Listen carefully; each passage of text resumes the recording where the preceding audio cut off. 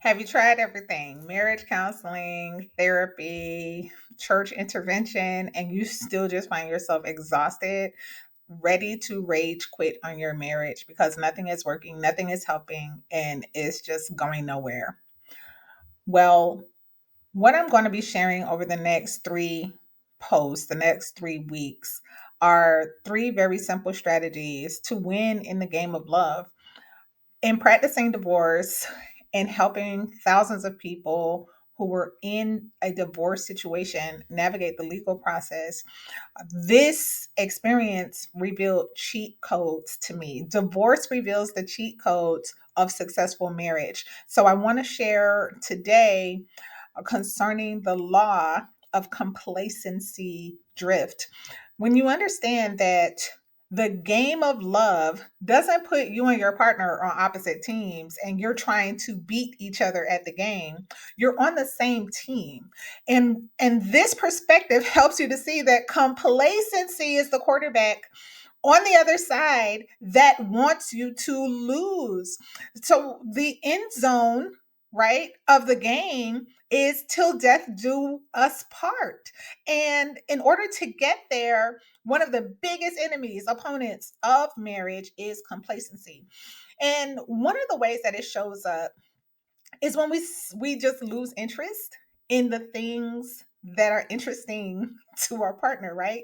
So for husbands, your wife's fascination with HGTV is just way is a lot more than you want to even try to wrap your mind around. Or for the ladies, every time your husband talks about the highlights from his tea time at the golf course, you experience instant boredom. We we begin to check out when it comes to the things that our partner is interested in, but we're not interested in. But I want to remind you that when we disengage, when we cut off or shut out the interests that are interesting to our partner, what we are communicating to them is a form of rejection. So, for a husband, the last thing you want is for your wife to spend more and more time with her girlfriends or maybe even another man who expresses interest in the things that are interesting to your wife. And for a woman, right? There are plenty of women out here who are thirsty, ready, willing, and able to listen and to support your man with her ears and her attention because she doesn't have the man. And one of the things that happens a lot with women who are at this breaking point, just tired of trying, is that you secretly wish he would move on, that he would just go find someone else to bother for the rest of his days. And that's a very, very natural response to exhaustion, a very, very natural response to not feeling connected in community with other wives who will be honest enough to tell you that we all have felt that way at some point or another. We all struggle with those kind of thoughts.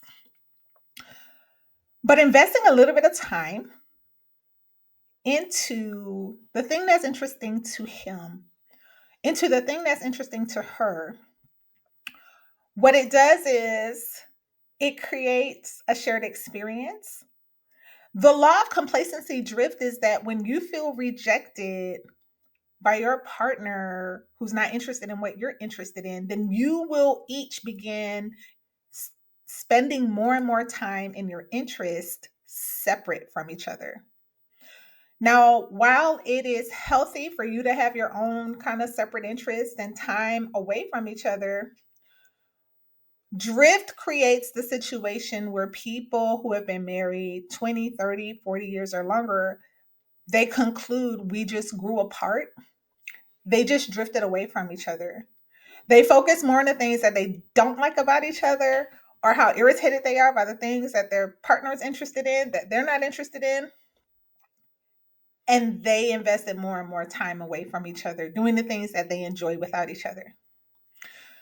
So being more intentional in this area, it doesn't mean that you got to become an HGTV fanatic. It doesn't mean that you have to even invest as much time as your partner is spending in that space. It means being intentional about not communicating to your partner that you are rejecting them because you don't share this interest with them. Does that make sense? And making this small investment helps you to find 30 minutes a week where you can connect with each other in some shared space, talking about the things that excite the other person, even though it might be excruciating for you. Besides, when you were not married, before you became familiar with one another, these were things and conversations you were willing to engage in. But familiarity always breeds content.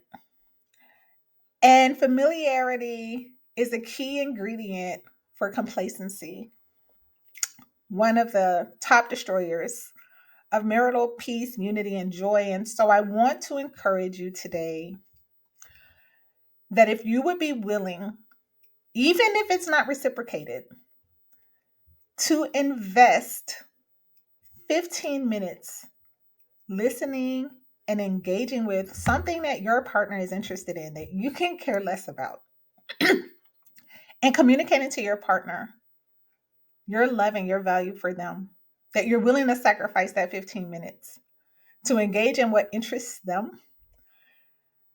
I challenge you to do that and begin becoming the change that your marriage needs. And if you're still like, you know what, Shar, I'm tapped out, I'm tired of trying, then I want you to know that I have a resource that is available for you right now. I want you to imagine sitting in a room with your pastor, your counselor, and your lawyer, and they're all on the same page, giving you a 360-degree view of what separation, divorce, or any other legal options look like. I've packaged all of that for you in a book called Tired of Trying. And this is how you maximize your budget and preserve your sanity with this most powerful insight you will ever find about the legal process. So, download Tired of Trying, check out all of your legal options. Understand that it's not your feelings, it's the principles that radically change your relationship with yourself, your creator, and your lover. Be blessed and encouraged. Like, share, and subscribe.